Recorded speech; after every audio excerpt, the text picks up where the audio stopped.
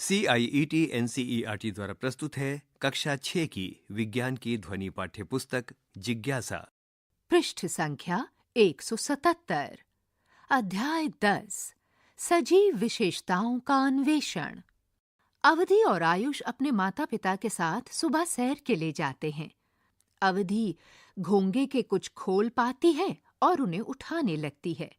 उसकी माताजी उसे ऐसा ना करने के लिए कहती हैं और बताती हैं कि ये खोल एक जीवित घोंगे का घर हो सकता है।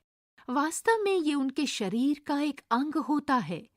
अवधि और आयुष को आश्चर्य होता है कि एक खोल जो हिल भी नहीं रहा है, उसके अंदर कोई सजीव प्राणी कैसे हो सकता है। बाद में विद्यालय जाने पर अवधि और आयुष अपने मित्रों के साथ उस घटना को साझा करते हैं। वे अपने शिक्षक के पास जाते हैं और उनसे पूछते हैं कि जो खोल हिल भी नहीं रहा था, वो एक सजीव घोंगे के शरीर का एक अंग कैसे हो सकता है।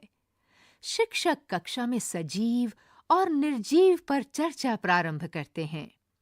इस पृष्ठ के ऊपरी भाग में अवधि और आयुष अपने माता-पिता के साथ सुबह की सैर के लिए एक बगीचे में आए हुए हैं, जहां पर अवधि को घोंगे का एक खोल मिलता है तो वो उसे उठाने लगती है, पर उसकी माताजी उसे ऐसा ना करने की सलाह देती हैं। पृष्ठ संख्या 178। क्रियाकलाप 10.1। आइए अंकित करें। हमारे चारों ओर अनेक प्रकार की वस्तुएं होती हैं। अपनी कक्षा में चारों ओर देखें। आपको अनेक उदाहरण मिल सकते हैं। पेंसिल जो आपने पकड़ी हुई है, पुस्तक जो आप पढ़ रहे हैं, या खिड़की के पास एक कबूतर। बिंदु 1।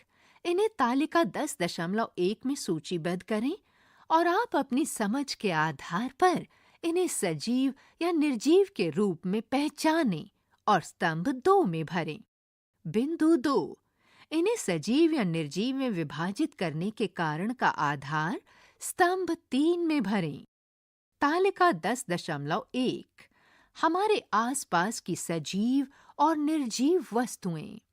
इस तालिका में 5 खंड हैं, जिनके शीर्षक हैं: पहला नाम, दूसरा मेरा अनुमान, सजीव या निर्जीव, तीसरा कारण या टिप्पणी, चौथा सही उत्तर, और 5वां खंड है सही उत्तर का कारण या टिप्पणी।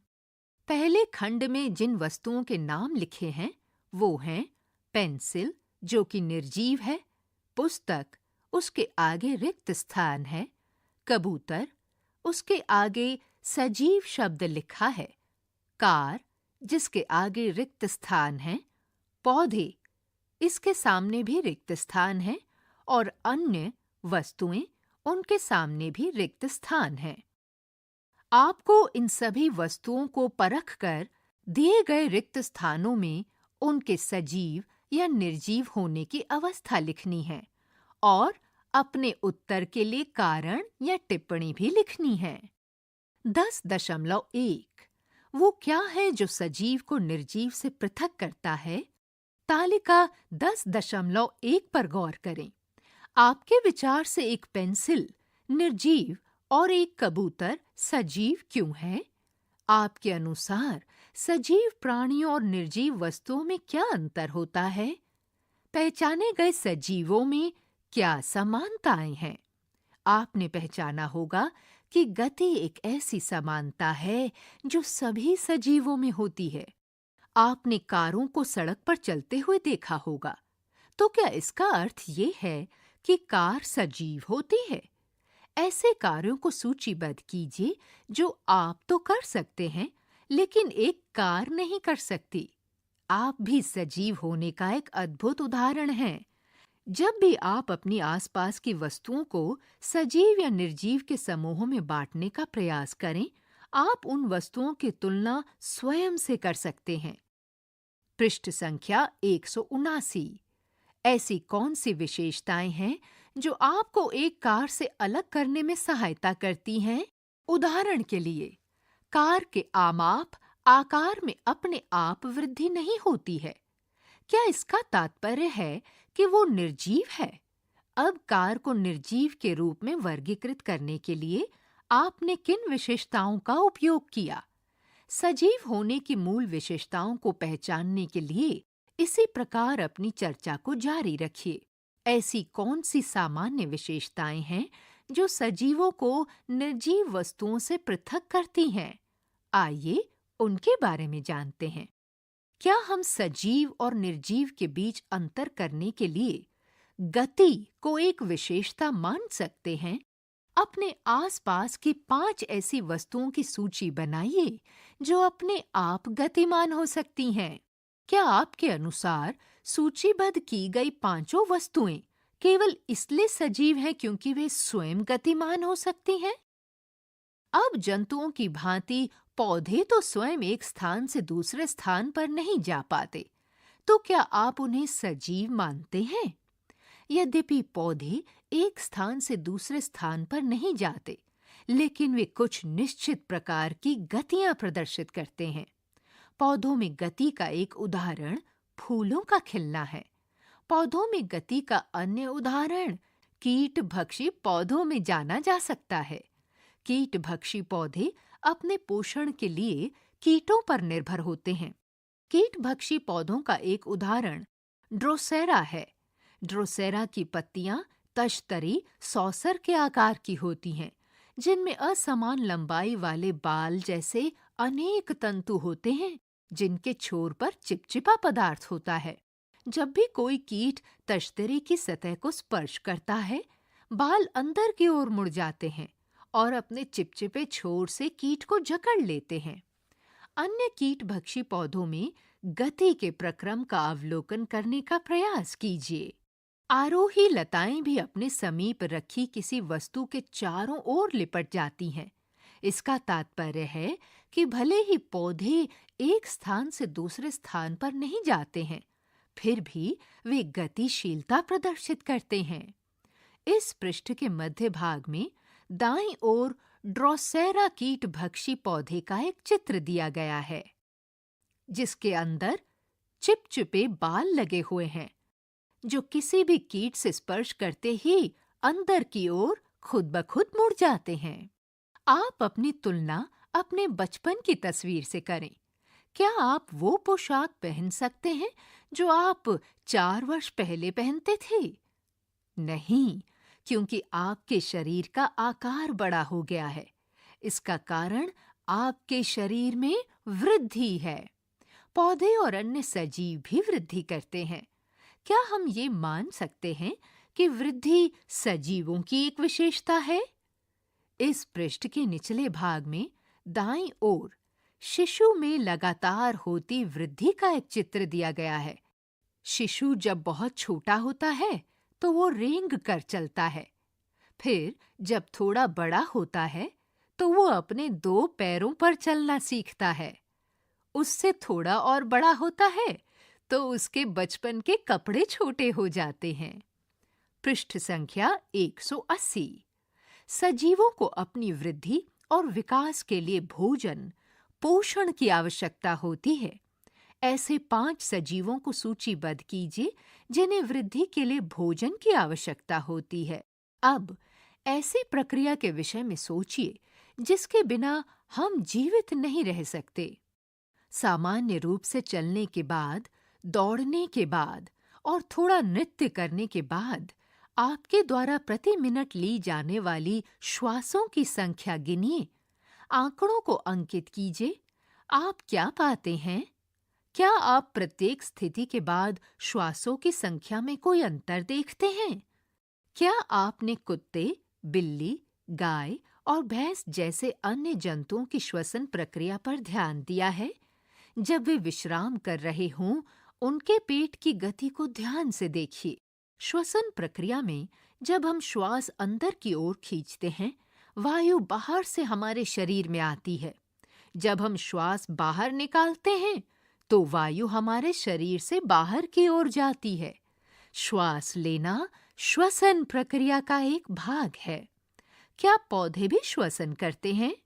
पौधे की पत्तियों की सतह पर छोटे-छोटे छिद्र होते हैं, जिन्हें रंध्र कहते हैं। ये छिद्र पौधे के शरीर में वायु अंदर लेने और बाहर करने में सहायता करते हैं।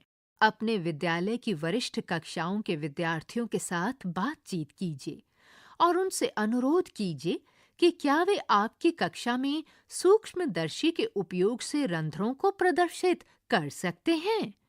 सभी सजीव श्वसन करते हैं। क्या आपने ग्रीष्मकाल के दौरान कमीज पर कांख के आसपास पड़ने वाले सफेद धब्बों को देखा है? ये धब्बे पसीने के कारण पड़ते हैं। शरीर से अपशिष्ट पदार्थ के रूप में निकलने वाले पसीने में जल और लवण होते हैं। शरीर से अपशिष्ट उत्पाद के निष्कासन को उत्सर्जन कहते हैं। जंतुओं में उत्सर्जन के एक उत्पाद के रूप में मूत्र भी निर्मित होता है। क्या आप जानते हैं कि पौधे भी उत्सर्जन करते हैं? आपने ध्यान दिया होगा कि पौधे पत्तियों की सतह पर अतिरिक्त जल और खनिजों को सूक्ष्म बूंदों के रूप में उत्सर्जित करते हैं। उदाहरण के लिए घास और गुलाब, सभी सजीव उत्सर्जन करते हैं। आइए अब एक अन्य विशेषता पर ध्यान देते हैं। यदि बिना जूते पहने घूमते हुए अप्रत्याशित रूप से आपका पैर कांटे जैसी किसी नुकीली वस्तु पर पड़ जाए या आप गलती से चाय का गर्म प्याला छू लें, तो आपकी प्रतिक्रिया क्या होगी? कांटे पर पैर पड़ना और गर्म वस्तु का छूना उद्दीपन है। कोई भी वस्तु या कोई घटना जो सजीवों को अनुक्रिया करने के लिए प्रेरित करती है, उद्दीपन कहलाती है। आप भी 3 उद्दीपनों और उनके प्रति आपके शरीर में होने वाली अनुक्रियाओं को सूचीबद्ध कीजिए। इस पृष्ठ के मध्य भाग में बाईं ओर एक चित्र है जिसके अंदर घास पर पानी की बूंदें दी गई हैं। ये उत्सर्जन प्रक्रिया का एक अच्छा उदाहरण है। क्या पौधे भी उद्दीपन के प्रति अनुक्रिया करते हैं? जी हाँ, पौधे भी उद्दीपन के प्रति अनुक्रिया करते हैं। उदाहरणार्थ, छुई मुई, लज्जालू या टच मी नॉट या मिमोसा पौधे को छूने पर वे अपनी पत्तियां बंद कर लेते हैं। क्या आपने ध्यान दिया है कि कुछ पौधे सूर्यास्त के बाद अपनी पत्तियां बंद कर लेते हैं? पृष्ठ संख्या 181। विशेष तौर पर कुछ पौधों की एक दूसरे के सामने वाली पत्तियां आपस में पास आ जाती हैं। ये आंवले के पेड़ की बंद पत्तियों में देखा जा सकता है। समस्त सजीव उद्दीपन के प्रति अनुक्रिया करते हैं। अपने आसपास कुछ अन्य ऐसे पौधों का पता लगाइए जिनकी पत्तियां सूर्यास्त के बाद बंद हो जाती हैं। आंवला और छुई मुई की पत्तियां इस प्रकार की अनुक्रिया क्यों करती हैं? उनके इस प्रकार के व्यवहार के लिए कौन सा उद्दीपन उत्तरदायी है? इस पृष्ठ के ऊपरी भाग में दाईं ओर छुई मुई के पौधे का एक चित्र दिया गया है। क्या आपने बिल्ली, कुत्ते या अन्य जंतुओं के बच्चों को देखा है? 5 अलग-अलग जंतुओं के बच्चों को सूचीबद्ध कीजिए। क्या आपने किसी निर्जीव वस्तु जैसे पेंसिल, कुर्सी या बल्ब के बच्चों को देखा है? सभी सजीव जनन करते हैं। जनन अपनी तरह के नवजातों को जन्म देने की प्रक्रिया है। जनन क्यों अनिवार्य है? ये जीवन की निरंतरता के लिए अनिवार्य है। जब कोई सजीव जीवित रहने के सभी संसाधनों, भोजन, वायु और जल की उपलब्धता होने पर भी उपर्युक्त सभी लक्षणों को प्रदर्शित करने में सक्षम नहीं होता है, उसे मृत कहते हैं। उपर्युक्त चर्चा से हम समझ सकते हैं कि सभी सजीवों में कुछ सामान्य विशेषताएं पाई जाती हैं। उदाहरणार्थ, सभी सजीव गति प्रदर्शित करते हैं। उन्हें भोजन की आवश्यकता होती है। वे वृद्धि करते हैं, श्वसन करते हैं, जनन करते हैं, उत्सर्जन करते हैं, उद्दीपन के प्रति अनुक्रिया करते हैं और अंततः मर जाते हैं। इनमें से एक भी लक्षण का अभाव ये दर्शाता है कि वे निर्जीव वस्तुएं हैं। अब जबकि आप ये जान गए हैं कि सजीव की पहचान कैसे की जाए, क्रियाकलाप 10.1 को पूरा करने के लिए तालिका 10.1 के शेष 2 स्तंभ 4 और 5 को भरिए। आप एक बीज को सजीव या निर्जीव किस श्रेणी में रखेंगे? बताइए क्यों रखेंगे? आइए जानें कि पौधों में इनमें से कुछ आवश्यक विशेषताओं का अन्वेषण करने के लिए एक बीज कैसे अंकुरित होता है। 10.2 बीज के अंकुरण के लिए आवश्यक परिस्थितियां। क्या आपने बीज को अंकुरित होते हुए जांचा है? आप जानने को उत्सुक होंगे कि बीज के अंकुरण के लिए किन परिस्थितियों की आवश्यकता होती है। क्या आप अंकुरण के लिए आवश्यक किसी स्थिति के बारे में सोच सकते हैं? आप कैसे जांच करेंगे कि इन परिस्थितियों का बीज के अंकुरण पर क्या प्रभाव होता है? पृष्ठ संख्या 182। आइए क्रियाकलाप 10.2 के द्वारा इसका अन्वेषण करें। क्रियाकलाप 10.2। आइए प्रयोग करें। बिंदु 1, बगीचे की मिट्टी से भरे एक जैसे 4 गमले लीजिए।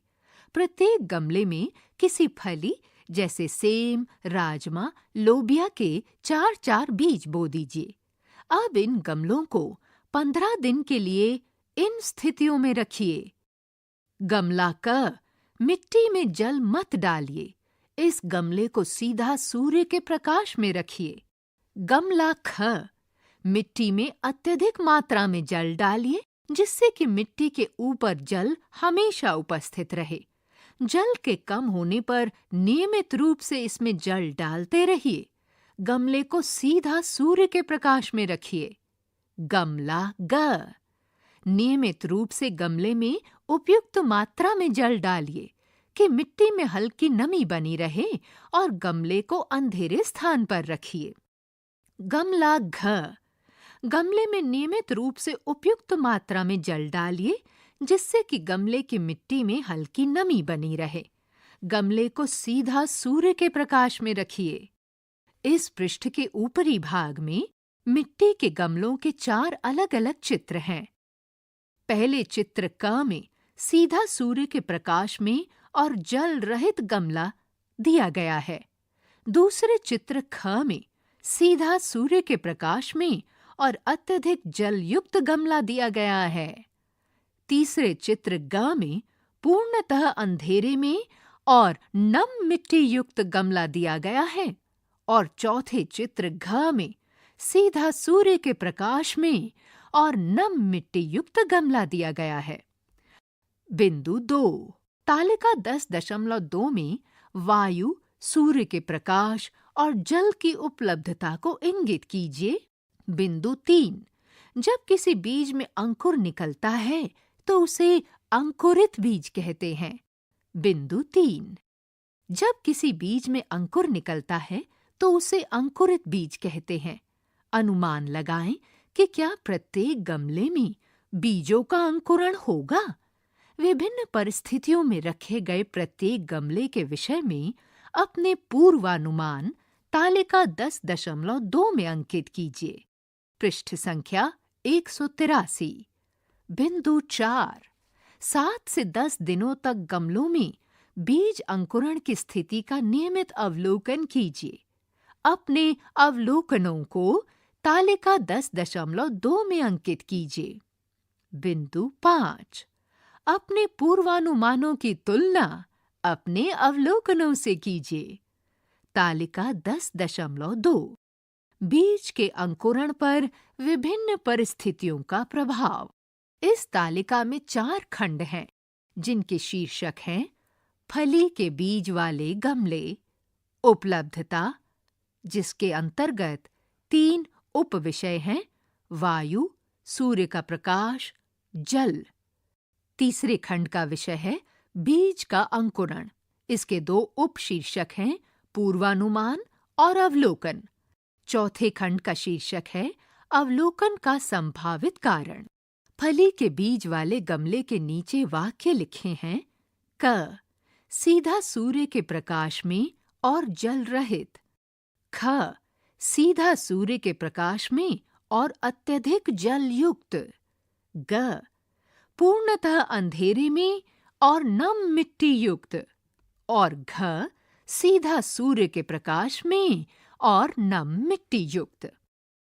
पहले वाक्य सीधा सूर्य के प्रकाश में और जल रहित के सामने लिखा है शब्द नहीं, यानी इसमें जल बिल्कुल भी नहीं था। इसके आगे रिक्त स्थान दिया है। आपको अपने पूर्वानुमान, अपने अवलोकन और अपने अवलोकन के संभावित कारण दिए गए रिक्त स्थानों में लिखने हैं। क्या आप सोचते हैं कि बीजों के अंकुरण के लिए सूर्य का प्रकाश अनिवार्य है? क्या प्रत्येक गमले में बीज को वायु, जल और सूर्य का प्रकाश मिल रहा है? क्या कोई ऐसा गमला है जिसमें बीजों को वायु नहीं मिल रही है? यदि ऐसा है, तो ये क्यों नहीं मिल रही है? उन गमलों के बीजों का क्या हुआ जिनमें अत्यधिक जल डाला गया था? कौन से बीजों को वायु और जल दोनों प्राप्त हो रहे हैं? उन गमलों को पहचानिए जहां बीजों का अंकुरण हो रहा है। क्या आपका अवलोकन आपके पूर्वानुमान से मेल खा रहा है? अपने अवलोकन के पक्ष में संभावित कारणों को तालिका 10.2 में लिखिए। अपने अवलोकनों के आधार पर बीज के अंकुरण के लिए अनुकूल परिस्थितियां बताइए। पृष्ठ संख्या 184। बीज के अंकुरण के लिए वायु, जल और सूर्य के प्रकाश में से क्या-क्या अनिवार्य है? प्रत्येक गमले में उपलब्ध परिस्थितियों की तुलना कीजिए। फली के बीजों के अंकुरण के लिए जल और वायु की उपयुक्त मात्रा की आवश्यकता होती है। बीजों को अंकुरण के लिए इन परिस्थितियों की आवश्यकता क्यों होती है? क्या आप ऐसा सोचते हैं कि इन परिस्थितियों में से किसी एक या एक से अधिक परिस्थितियों का अभाव बीज के अंकुरण को प्रभावित करेगा? आइए हम समझते हैं कि ये परिस्थितियां बीज के अंकुरण में किस प्रकार सहायता करती हैं। क्रियाकलाप 10.2 में दी गई परिस्थितियों के प्रभाव महसूस किए गए हैं। जल। बीजों को अंकुरण के लिए जल की आवश्यकता होती है। जल बीजों को उनकी वृद्धि के लिए अनिवार्य प्रक्रिया को पूरा करने में सक्षम बनाता है। बीज के बाह्य आवरण को बीजावरण कहा जाता है। जल बीजावरण को मुलायम करता है और इसके अंदर के नन्हे से भ्रूण को पौधे में विकसित होने में सहायता करता है। वायु एवं मिट्टी। बीजों को अंकुरण के लिए वायु की आवश्यकता होती है। बीज मिट्टी के कणों के बीच के स्थान में उपस्थित वायु का उपयोग करते हैं। इसके अतिरिक्त मिट्टी के कणों के बीच के स्थान के कारण जड़ें आसानी से बढ़ती हैं। प्रकाश एवं अंधकार की परिस्थितियां। हमने सीखा कि फली के बीजों के अंकुरण के लिए प्रकाश अनिवार्य नहीं है। सामान्यतः अधिकांश बीजों को अंकुरण के लिए प्रकाश की आवश्यकता नहीं होती है, किंतु अंकुरण के पश्चात नवोद्भिद की वृद्धि के लिए सूर्य के प्रकाश की आवश्यकता होती है। इस पृष्ठ के मध्य भाग में बाईं ओर फली के अंकुरित बीज का चित्र दिया गया है, जिसके मध्य में भ्रूण है और उसके आसपास बीजावरण है। अध्याय उचित आहार स्वस्थ शरीर का आधार में आपने सीखा कि मनुष्य को उत्तम स्वास्थ्य और उचित वृद्धि के लिए संतुलित भोजन की आवश्यकता होती है। इसी प्रकार पौधों को भी उचित वृद्धि और विकास के लिए अनुकूल परिस्थितियों एवं पोषक तत्वों की आवश्यकता होती है। आपके विचार से कौन सी अन्य परिस्थितियां बीज के अंकुरण को प्रभावित करेंगी? क्या आप जानते हैं? कॉलियस और पिटूनिया जैसे कुछ पुष्पीय पौधों में बीजांकुरण के लिए प्रकाश की आवश्यकता होती है। इन बीजों को मिट्टी से ढकने पर इनका अंकुरण बाधित होता है। वही कैलेंडुला और जीनिया जैसे कुछ पुष्पीय पौधों में बीजांकुरण के लिए अंधकार की आवश्यकता होती है। इन बीजों को पर्याप्त मिट्टी से ढका जाना चाहिए।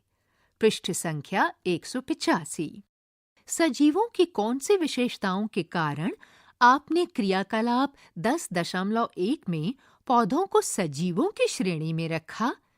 क्या क्रियाकलाप 10.2 में पौधों में वृद्धि हुई है? क्या सजीवों की अन्य कोई विशेषता इन पौधों में भी है। आइए अब हम पौधों में स्पष्ट रूप से मौजूद एक अन्य विशेषता वृद्धि एवं गति का अध्ययन करते हैं। आप बीजों को सजीव या निर्जीव किस श्रेणी में रखेंगे? 10.3 पौधों में वृद्धि एवं गति। पौधे सूर्य के प्रकाश के प्रति किस प्रकार अनुक्रिया करते हैं? क्या सूर्य का प्रकाश पौधों के विभिन्न भागों की वृद्धि की दिशा को प्रभावित करता है?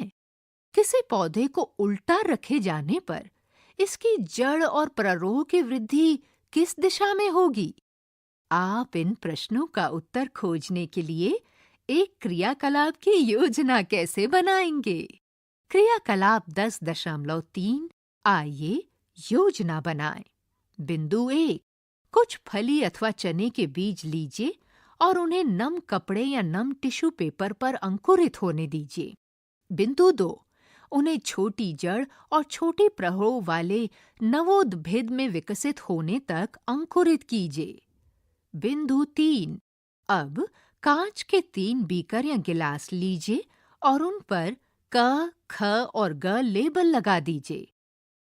बिंदु 4 कांच की 3 प्लेट लीजिए और मोटे कोमल सूती धागे की सहायता से प्रत्येक प्लेट की एक ओर सतह से मोटा ब्लॉटिंग पेपर या टिश्यू पेपर बांध दीजिए। बिंदु 5 प्रत्येक प्लेट पर एक नवोद्भिद को मोटे कोमल सूती धागे की सहायता से बांध दीजिए और ये सुनिश्चित कीजिए कि नवोद्भिद क्षतिग्रस्त ना हो, जैसा कि चित्र 10.2 में दिया गया है। बिंदु 6 अब बीकर क और बीकर ग में नवोद्भिद युक्त कांच की एक प्लेट को सीधा रखिए, जैसा कि चित्र 10.2 क और चित्र 10.2 ग में दिया गया है। बिंदु 7 बीकर ख में प्लेट को इस प्रकार व्यवस्थित कीजिए कि नवोद्भिद का प्ररोह नीचे की ओर और जड़ ऊपर की ओर रहे, जैसा कि चित्र 10.2 ख में दिया गया है। बिंदु 8 ये सुनिश्चित करते हुए कि नवोद्भिद जल की सतह से ऊपर रहे, तीनों बीकर में जल डालिए। पृष्ठ संख्या 186। इस पृष्ठ के ऊपरी भाग में चित्र 10.2 दिया गया है, जो कि विभिन्न परिस्थितियों में रखे गए पौधे को दर्शाने वाला एक सेटअप है। इस चित्र में सबसे बाईं ओर रखा गया बीकर क में सभी दिशाओं से आते सूर्य के प्रकाश में रखा हुआ एक सीधा पौधा है। इसके दाईं ओर रखा गया बीकर ख, जिसके अंदर सभी दिशाओं से आते सूर्य के प्रकाश में रखा हुआ एक उल्टा पौधा है। और सबसे दाईं ओर में बीकर ग है, जो कि एक बॉक्स के अंदर रखा गया है। बॉक्स के पिछले भाग में एक छेद किया गया है और इस बीकर के अंदर एक दिशा से आते सूर्य के प्रकाश में रखा हुआ सीधा पौधा है। बिंदु 9 सभी परिस्थितियों में ब्लॉटिंग पेपर के निचले भाग को जल में पूरी तरह से गीला होने दीजिए। इस प्रकार गीले ब्लॉटिंग पेपर से नवोद्भिद को नमी प्राप्त होगी। बिंदु 10 चित्र 10.2 क और 10.2 ख में दिए चित्र के अनुसार बीकर क और बीकर ख को सूर्य के प्रकाश में रखिए। बिंदु 11 चित्र 10.2 ग में दिए चित्र के अनुसार बीकर ग को एक गत्ते के बॉक्स में इस प्रकार रखिए कि नवोद्भिद को केवल एक छोटे गोल छेद के माध्यम से एक दिशा से ही सूर्य का प्रकाश मिले। बिंदु 12 तालिका 10.3 में अपने पूर्वानुमानों एवं अवलोकनों को भरिए। तालिका 10.3 विभिन्न परिस्थितियों में जड़ और प्ररोह की वृद्धि। इस तालिका में 4 अलग-अलग खंड हैं, जिनके शीर्षक हैं बीकर या गिलास, सूर्य के प्रकाश की दिशा, पौधे की दिशा और चौथे खंड का शीर्षक है जड़ और प्ररोह की वृद्धि की दिशा। इसके 3 उपखंड हैं जिनके शीर्षक हैं प्ररोह या जड़, पूर्वानुमान और अवलोकन। आप ध्यान दें कि बीकर क में सूर्य का प्रकाश सभी दिशाओं से आ रहा है, जिससे पौधे उगने की दिशा ऊपर की ओर है। इस तालिका के चौथे खंड का शीर्षक है जड़ और प्ररोह की वृद्धि की दिशा, जिसके 3 उपशीर्षक हैं प्ररोह या जड़, पूर्वानुमान और अवलोकन। प्ररोह या जड़ शीर्षक के नीचे शब्द लिखे हैं प्ररोह, जड़, प्ररोह, जड़, प्ररोह, जड़, और इनके सामने पूर्वानुमान और अवलोकन खंडों में रिक्त स्थान दिए गए हैं, जिन्हें आपने खुद जांच करके भरना है। पृष्ठ संख्या 187। आपके अवलोकन के अनुसार बीकर क, ख और ग में जड़ और प्ररोह की वृद्धि की दिशा क्या है? क्या आपके अवलोकन आपके पूर्वानुमान से मेल खाते हैं? बीकर ख में सूर्य के प्रकाश की दिशा सब तरफ से है, यानी बीकर ख में सूर्य का प्रकाश सभी दिशाओं से आ रहा है, और इसके पौधे की दिशा उल्टी है, यानी कि पौधा नीचे की ओर उग रहा है। इसके आगे के प्ररोह या जड़ के सामने रिक्त स्थान है। आपको पौधे की अवस्था समझकर इन रिक्त स्थानों को भरना है। बीकर ग में केवल एक दिशा से ही सूर्य का प्रकाश आ रहा है, और ये पौधा भी सीधा ऊपर की ओर उग रहा है। इस पौधे के प्ररोह और जड़ की अवस्था क्या होगी? उसके प्रति आपका पूर्वानुमान और अवलोकन क्या है? दिए गए रिक्त स्थानों में लिखिए। पृष्ठ संख्या 187। आपके अवलोकन के अनुसार बीकर क, ख और ग में जड़ और प्ररोह की वृद्धि की दिशा क्या है? क्या आपके अवलोकन आपके पूर्वानुमान से मेल खाते हैं? आप इस क्रियाकलाप से क्या निष्कर्ष निकालते हैं? इस पृष्ठ के ऊपरी भाग में चित्र 10.3 में विभिन्न परिस्थितियों में जड़ और प्ररोह में वृद्धि की दिशा दी गई है। बीकर क में सभी दिशाओं से आते सूर्य के प्रकाश में रखा सीधा पौधा है। बीकर ख में सभी दिशाओं से आते सूर्य के प्रकाश में रखा उल्टा पौधा है। बीकर ग में एक दिशा से आते सूर्य के प्रकाश में रखा एक सीधा पौधा है। ये बीकर गत्ते के एक बॉक्स के अंदर रखा है। इस बॉक्स के एक छेद के अंदर से सूर्य का प्रकाश अंदर बीकर में रखे हुए पौधे तक पहुंच रहा है। इस प्रयोग तालिका 10.3 और चित्र 10.3 के परिणाम से हमने जाना कि एक पौधे को सीधा रखे जाने पर जड़ नीचे की ओर वृद्धि करती है और प्ररोह की वृद्धि ऊपर की दिशा में होती है। 2, यदि पौधा उल्टा रखा हो तो जड़ मुड़ जाती है और नीचे की ओर वृद्धि करती है। प्ररोह भी मुड़ जाता है और ऊपर की ओर वृद्धि करता है। 3, यदि पौधे को सूर्य का प्रकाश केवल एक दिशा से मिलता है तो प्ररोह प्रकाश की दिशा में वृद्धि करता है, जबकि जड़ नीचे की ओर वृद्धि करती है। क्रियाकलाप 10.3 करने के बाद हम ये निष्कर्ष निकालते हैं कि पौधों के प्ररोह ऊपर की ओर बढ़ते हैं और सूर्य के प्रकाश की ओर गति प्रदर्शित करते हैं, जबकि पौधों की जड़ें नीचे की ओर बढ़ती हैं। वैज्ञानिक से परिचय। जगदीश चंद्र बोस एक भारतीय वैज्ञानिक थे जिन्होंने पौधों के साथ कुछ रोचक प्रयोग किए। उन्होंने प्रकाश, ताप, विद्युत और गुरुत्वाकर्षण जैसे उद्दीपनों के प्रति पौधों की अनुक्रियाओं को अंकित करने के लिए क्रेस्कोग्राफ नामक मशीन का निर्माण किया। इस मशीन से उन्होंने मापा कि पौधे कितनी तेजी से बढ़ते हैं। उन्होंने ये भी दर्शाया कि पौधे उद्दीपनों को महसूस कर सकते हैं और उनके प्रति अनुक्रिया करते हैं। पृष्ठ संख्या 188। 10.4 पौधे का जीवन चक्र। हमने सीखा कि अंकुरण के लिए अपेक्षित परिस्थितियों और पौधे कैसे बढ़ते हैं तथा गति प्रदर्शित करते हैं। आइए अब हम पौधे के संपूर्ण जीवन में होने वाले परिवर्तनों के विषय में जानें। क्रियाकलाप 10.4 आइए खोज करें। बिंदु 1 एक फली का बीज लगाइए और उसकी वृद्धि के लिए उपयुक्त स्थितियां उपलब्ध कराइए। लगभग 3 माह तक नियमित रूप से उसका अवलोकन कीजिए।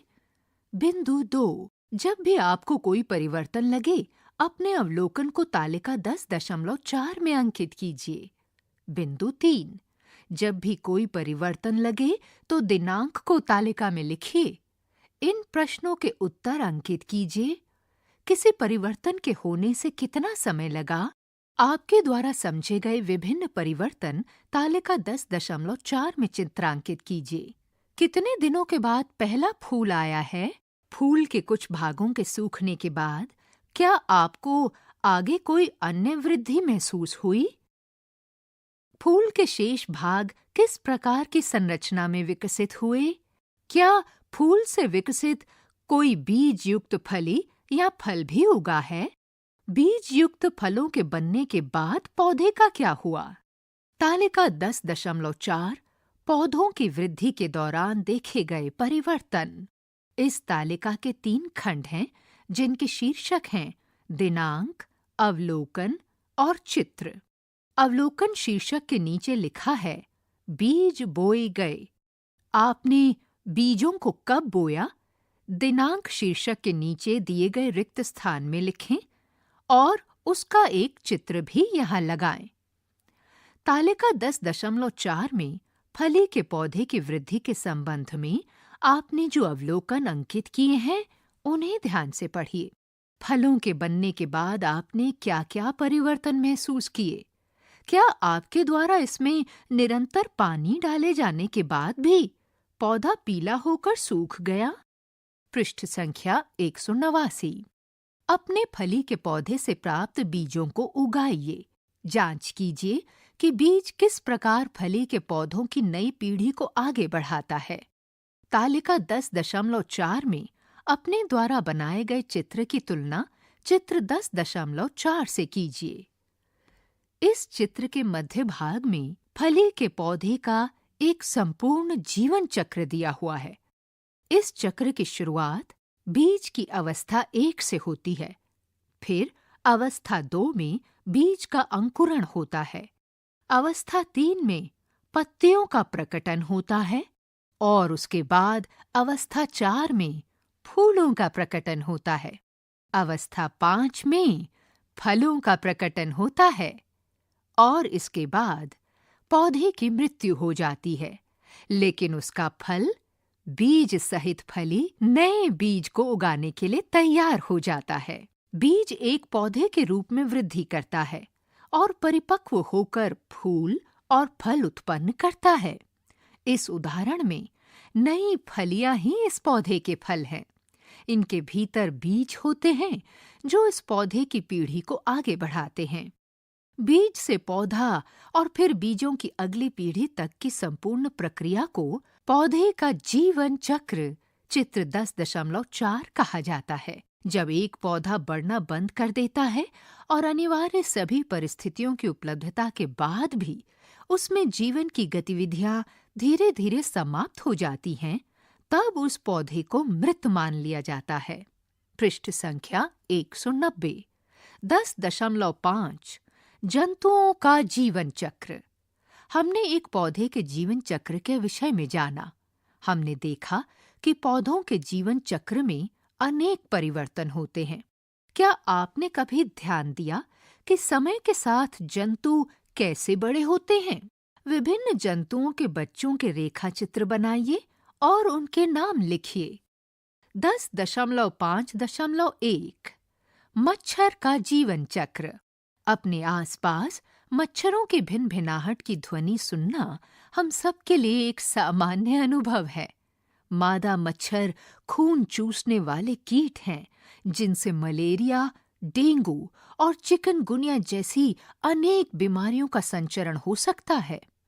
आपने समाचार पत्रों, स्कूल के सूचना पट या जागरूकता अभियानों के माध्यम से जाना होगा कि मच्छरों के प्रजनन की रोकथाम की जानी चाहिए। हमें सलाह दी जाती है कि अपने आसपास कहीं भी जल इकट्ठा न होने दें। ऐसा क्यों है? क्या स्थिर जल का मच्छरों के अंडे देने के साथ कोई संबंध है? अपने विद्यालय, घर और आसपास स्थिर जल का पता लगाने के लिए सुरक्षा परीक्षण, सेफ्टी ऑडिट का आयोजन कीजिए। यदि संभव हो सके तो किसी छोटे जीवों का अवलोकन करने के लिए एक हैंड लेंस लीजिए। कूलर के अंदर, गमलों और अन्य खुले पात्र ऐसे सामान्य स्थान होते हैं जहां स्थिर जल एकत्र होने की संभावना रहती है। आपको 2 अलग-अलग प्रकार के कृमि जैसे जीव चित्र 10.5 मिल सकते हैं। ये लार्वा और प्यूपा हैं, जो मच्छरों के विकास के दौरान उनके जीवन की 2 विशिष्ट अवस्थाएं हैं। यदि आपको लार्वा और प्यूपा मिलते हैं, तो इसकी सूचना अपने शिक्षक को दीजिए। मच्छरों के प्रजनन की रोकथाम के लिए किए जाने वाले आवश्यक उपायों के विषय में अपने शिक्षक और सहपाठियों के साथ चर्चा कीजिए। लार्वा और प्यूपा के आकार में आपको क्या-क्या अंतर लगे? इस पृष्ठ के निचले भाग में चित्र 10.5 दिया गया है, जो कि स्थिर जल निकाय में मच्छरों के लार्वा और प्यूपा को दर्शा रहा है। पृष्ठ संख्या 191।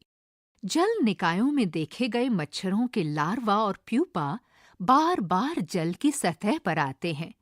इसका क्या कारण हो सकता है? मच्छर के लार्वा और प्यूपा जल में रहते हैं और उन्हें श्वास लेने के लिए वायु की आवश्यकता होती है। वे श्वास लेने के लिए जल की सतह पर आते हैं। मच्छरों के जीवन चक्र को किस प्रकार भंग किया जा सकता है? पृष्ठ के मध्य भाग में अवधि और आयुष सवाल जवाब कर रहे हैं। आयुष पूछता है, मैंने अपनी माताजी को स्थिर जल पर मिट्टी का तेल छिड़कते हुए देखा है, वो ऐसा क्यों करती हैं?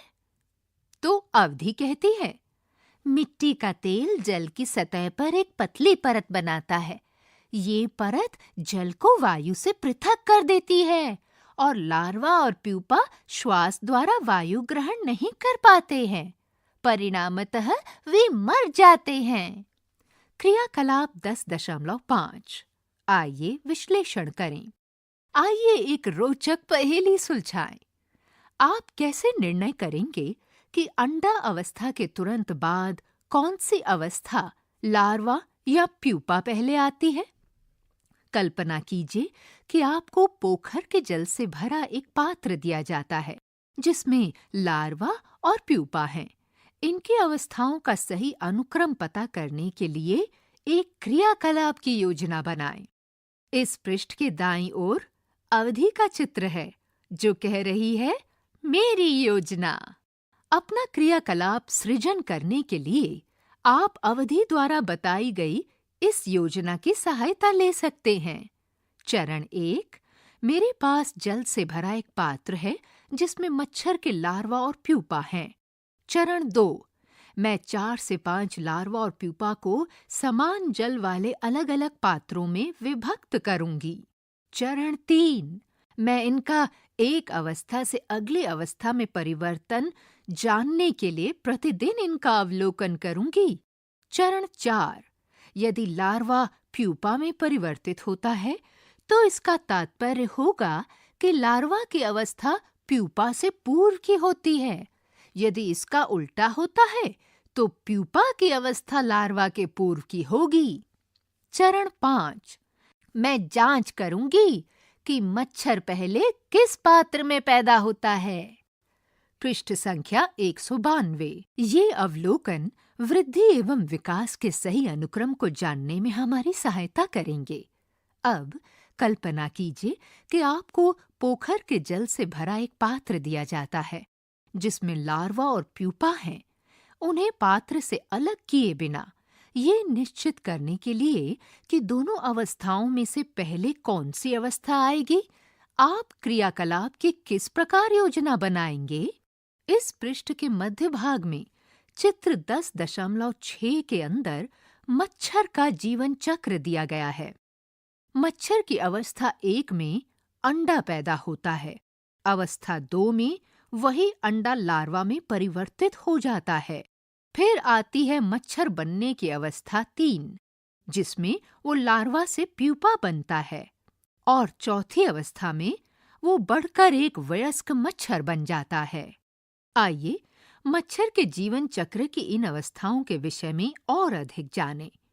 मच्छर अपने जीवन चक्र में 4 अवस्थाओं से गुजरते हैं। ये अंडा, लार्वा, प्यूपा और वयस्क अवस्था है, जैसा कि चित्र 10.6 में हमने जाना।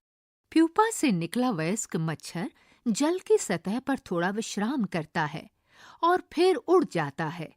वयस्क मच्छर 10 से 15 दिन तक जीवित रह सकता है। हमने जाना कि एक मच्छर अपना जीवन अंडे अवस्था 1 के रूप में आरंभ करता है। अंडे का विकास लार्वा अवस्था 2 के रूप में होता है। लार्वा का विकास प्यूपा अवस्था 3 के रूप में होता है और प्यूपा वयस्क मच्छर अवस्था 4 में परिवर्तित होता है। वयस्क मादा मच्छर सीधे जल पर या जल के समीप अंडे देती है और ये चक्र चलता रहता है। मच्छर के जीवन चक्र की विभिन्न अवस्थाओं के दौरान उसकी बाह्य आकृति, शरीर के आकार और संरचना में महत्वपूर्ण परिवर्तन होते हैं। अंडे का आकार लार्वा से बहुत भिन्न होता है और लार्वा प्यूपा से बहुत भिन्न होता है। प्यूपा वयस्क मच्छर से बहुत भिन्न होता है। तो क्या ये कल्पना करना आसान है कि मच्छर एक प्यूपा से निकलता है? पृष्ठ संख्या 193। क्या आप जानते हैं रेशम कीट सिल्क मॉथ भी जीवन की 4 अवस्थाओं से गुजरता है: अंडा, लार्वा, प्यूपा और वयस्क। अंडे लार्वा के रूप में स्फुटित होते हैं और फिर आकार में बढ़ते हैं। प्यूपा में परिवर्तन होने से पहले लार्वा धागे जैसा पदार्थ स्रावित करता है जो उसके चारों ओर लिपट जाता है। ये वो रेशे हैं जिनका उपयोग रेशमी वस्त्र बनाने के लिए किया जाता है। भारत में खादी और ग्रामोद्योग आयोग KVIC ने रेशम के उत्पादन के लिए अनेक केंद्र स्थापित किए हैं। 10.5.2 मेंढक का जीवन चक्र। क्रियाकलाप 10.6। आइए विश्लेषण करें। अवधि और आयुष आज पूरी बाह की शर्ट और फुल पैंट पहने हुए हैं। एक सप्ताह से रुक रुक कर बारिश हो रही है। वे अपने सहपाठियों के साथ एक क्रियाकलाप करने के लिए बाहर जा रहे हैं। अपने विज्ञान शिक्षक के मार्गदर्शन में थोड़ा सा चलने के बाद वे एक उथले तालाब पर पहुंचते हैं। ये स्थान पेड़ों और लंबी घास से घिरा हुआ है। शिक्षक उन्हें बिना कोई छेड़छाड़ किए थोड़ी दूर से सब कुछ निरीक्षण करने के लिए सचेत करते हैं। आप सब भी बारिश के मौसम में एक मार्गदर्शक के साथ छोटे जल निकाय पर जा सकते हैं और उपयुक्त सुरक्षा सावधानियों का पालन करते हुए इस संबंध में जानकारी प्राप्त कर सकते हैं। आप तालाब के किनारे जल की सतह पर सफेद जेली जैसे किसी पदार्थ का अवलोकन कर सकते हैं। चित्र 10.7।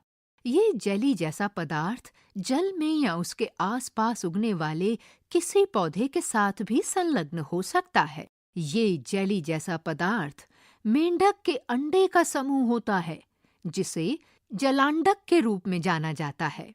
चित्र 10.7 में दिए गए मेंढक के जीवन चक्र की सभी अवस्थाओं की विशेषताओं का अवलोकन कीजिए। आप दी गई अवस्थाओं क, ख, ग, घ, अंग, च का अनुक्रम कैसे सुनिश्चित करेंगे?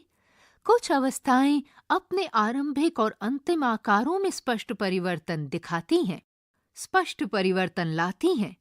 इन परिवर्तनों को तालिका 10.5 में सूचीबद्ध कीजिए। इस पृष्ठ के निचले भाग में तालाब में मेंढक की विभिन्न अवस्थाओं के जीवन चक्र का चित्रण किया गया है। पृष्ठ संख्या 194। तालिका 10.5 में सूचीबद्ध अवलोकनों के आधार पर मेंढक के जीवन चक्र का चित्र बनाइए। आपके द्वारा बनाए गए चित्र की तुलना चित्र 10.8 से कीजिए। तालिका 10.5 मेंढक के जीवन की विभिन्न अवस्थाओं में परिवर्तन। इस तालिका में 6 खंड हैं: क, ख, ग, घ, अंग और च। घ खंड के नीचे लिखा है, ये ग के समान है किंतु इसके 2 पैर होते हैं। कुछ अवस्थाएं एक साथ रखी गई हैं, बाकी खंडों के नीचे रिक्त स्थान दिए गए हैं। आपको मेंढक के जीवन चक्र की सभी अवस्थाओं को समझकर दिए गए रिक्त स्थानों को भरना है। कुछ अवस्थाएं एक साथ रखी गई हैं, जैसे चित्र 10.7 में क और च अवस्थाओं को अवस्था 1 में रखा गया है। आपको मेंढक के जीवन चक्र में 4 अवस्थाएं मिलेंगी। पहली अंडा अवस्था, जो भ्रूण अवस्था में परिवर्तित होती है।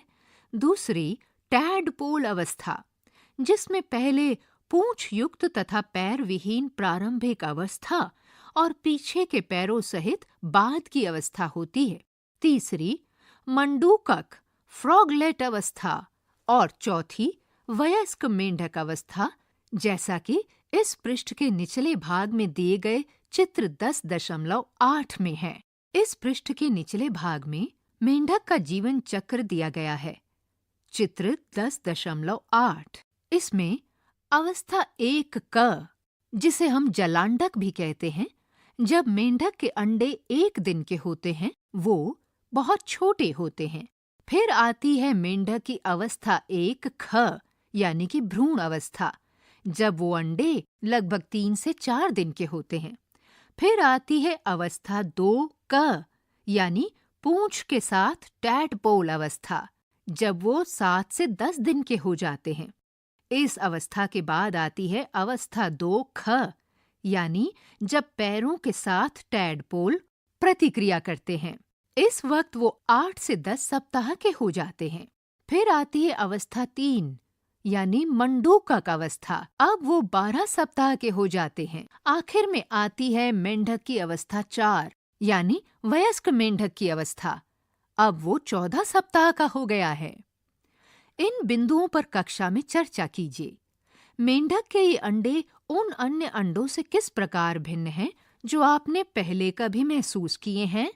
पृष्ठ संख्या 195। कौन सी अवस्था की अवधि सबसे कम होती है? क्या मेंढक के जीवन चक्र की विभिन्न अवस्थाओं के दौरान उनके आवास में कोई परिवर्तन होता है? उस अवस्था में विशिष्ट विशेषताएं किस प्रकार सहायक होती हैं? चित्र 10.8 का अवलोकन कीजिए।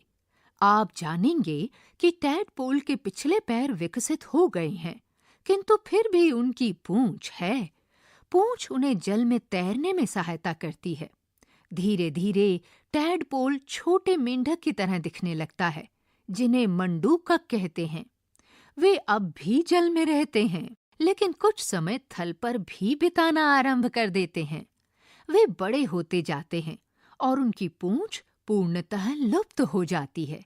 उनके पैर बलवान हो जाते हैं, जिससे उन्हें कूदकर स्थल पर आने में सहायता मिलती है। पूर्ण विकसित वयस्क मेंढक बनने पर वे जल और थल दोनों में रहने लगते हैं।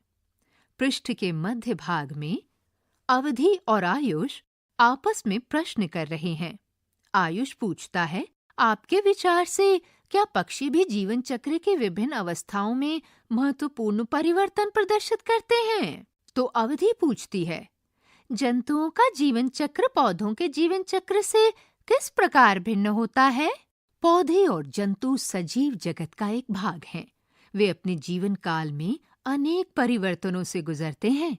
हमने सीखा कि एक छोटा सा पौधा वृद्धि करके एक बड़े वृक्ष में विकसित हो जाता है। हमने ये भी सीखा कि जंतु किस प्रकार वृद्धि करते हैं और बच्चे से वयस्क में परिवर्तित होते हैं। प्रत्येक जंतु की ये यात्रा भिन्न होती है, जो उसे अनोखा और विशिष्ट बनाती है।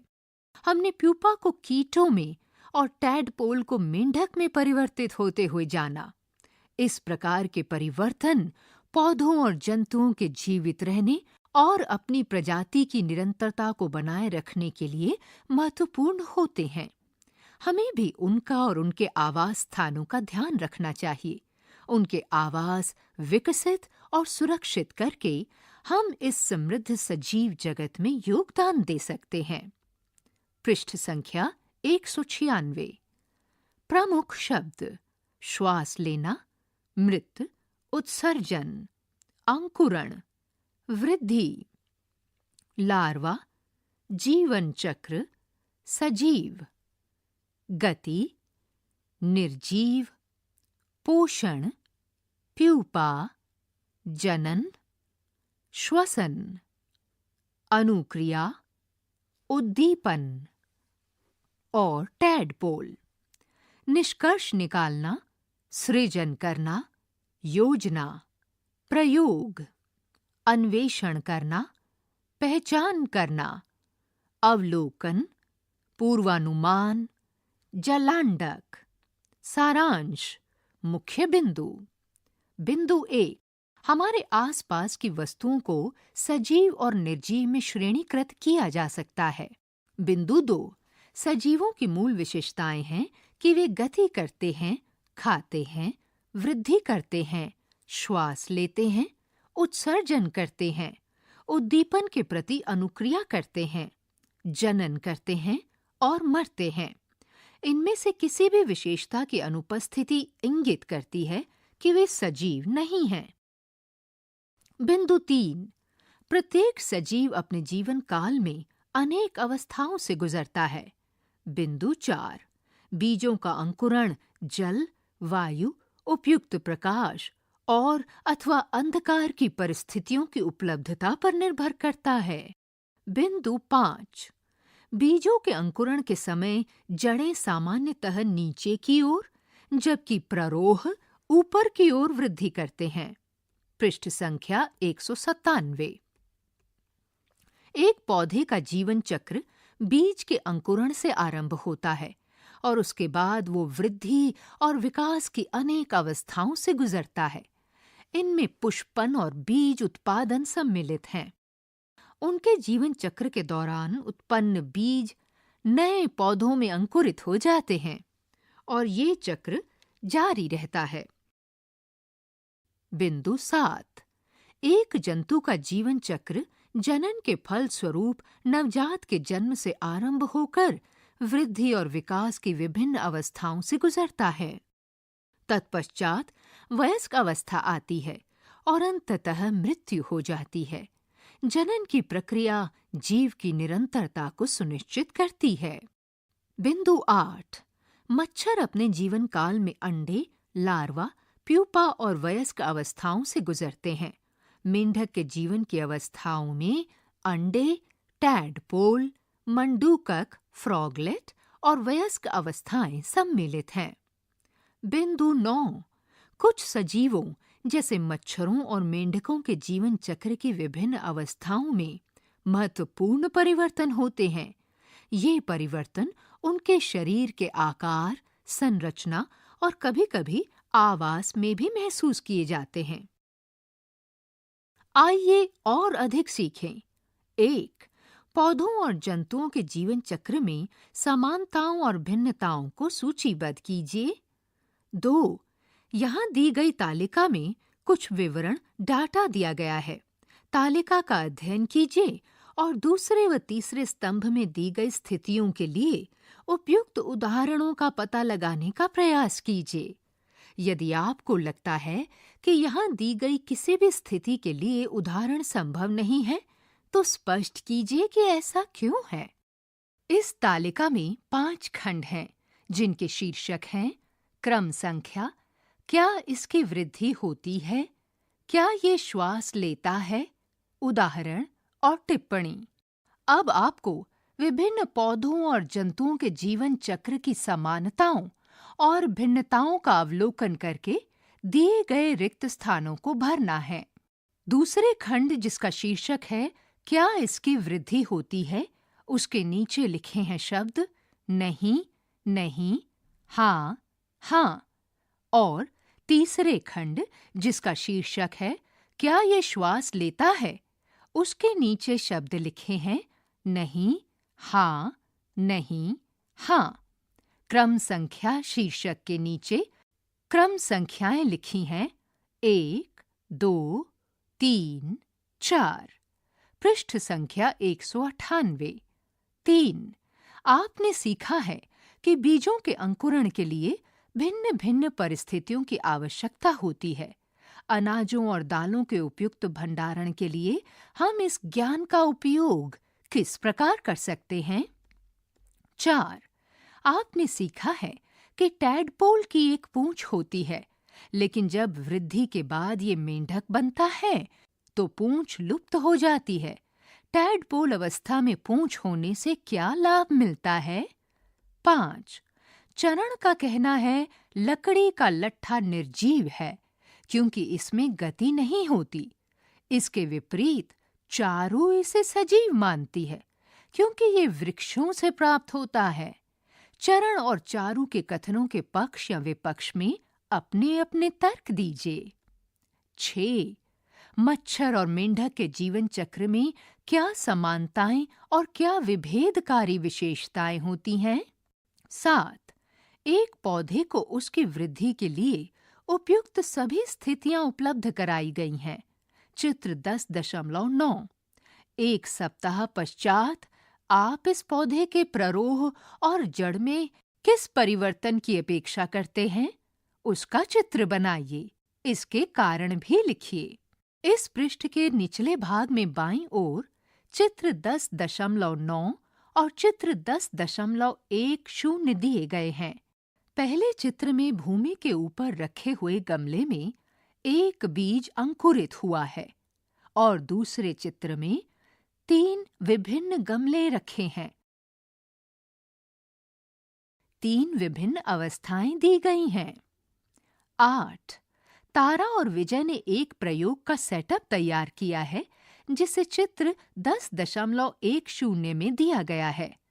आप क्या सोचते हैं कि वे क्या पता करना चाहते हैं और उन्हें ये कैसे पता चलेगा कि वे सही हैं? 9. बीज अंकुरण पर तापमान के प्रभाव की जांच करने के लिए एक प्रयोग की योजना लिखिए और भी सीखें। किसी स्थानीय उद्यान के लिए एक क्षेत्र भ्रमण का आयोजन कीजिए। विविध पौधों की वृद्धि के लिए अपेक्षित परिस्थितियों और समय के विषय में जानने के लिए माली से बातचीत कीजिए। क्या हम पौधों को उनके बीजों को अंकुरित किए बिना उगा सकते हैं? पता लगाइए और कुछ उदाहरण दीजिए। अपने घर, विद्यालय अथवा आसपास के किसी उद्यान में उग रहे 5 पौधों के जीवन चक्र का अवलोकन कीजिए। उनकी वृद्धि की विभिन्न अवस्थाओं के चित्रों के साथ एक चित्र पुस्तिका पिक्चर बुक बनाइए। प्रत्येक पौधे का नाम लिखिए और उसकी प्रत्येक अवस्था की समयावधि को लिखिए। पृष्ठ संख्या 199। एक तितली अथवा एक पतंगा मॉथ के जीवन चक्र की कुछ अवस्थाओं का अवलोकन करने का प्रयास कीजिए। क्या ये अवस्थाएं मच्छरों के जीवन चक्र की अवस्थाओं के समान होती हैं? आपके विचार में क्या पर्यावरण कीटों के जीवन चक्र को प्रभावित करता है? कीटों के जीवन चक्र को प्रभावित करने वाले कारकों का पता लगाइए और उन्हें सूचीबद्ध कीजिए। आइए रचना करें। यहाँ दी गई अधूरी कविता में कुछ और पंक्तियां जोड़िए। इसमें मेंढक के विकास की विभिन्न अवस्थाओं के बारे में सूचनाओं को सम्मिलित कीजिए। आप अपनी कविता में प्रदर्शित प्रत्येक अवस्था का चित्र बनाकर उसमें रंग भी भर सकते हैं। कविता इस प्रकार से है। एक छायादार और तृणमय दलदल के किनारे झुंड में रहते थे मेंढक कई सारे। शाम से सुबह तक गाते थे वो गाना, पंचम सुर में छेड़ कर तराना। एक दिन बैठ कर नरकट के पास मेंढकी ने सोची बात ये खास।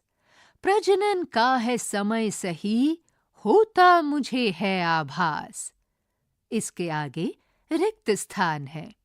कविता की लय को बनाते हुए रिक्त स्थान को भरिए। पृष्ठ संख्या 200। टिप्पणियां। यहाँ पे रिक्त स्थान टिप्पणियों के लिए दिए गए हैं। इसी के साथ अध्याय 10 यहीं समाप्त होता है। अभी आप सुन रहे थे कक्षा 6 की विज्ञान की ध्वनि पाठ्य पुस्तक जिज्ञासा। वाचन स्वर ममता मलकानी, ध्वन्यांकन वीरेंद्र रावत, निर्माण सहयोग अमरजीत सरकार, निर्देशन एवं निर्माण विमलेश चौधरी तथा प्रस्तुति CIET NCERT नई दिल्ली, भारत।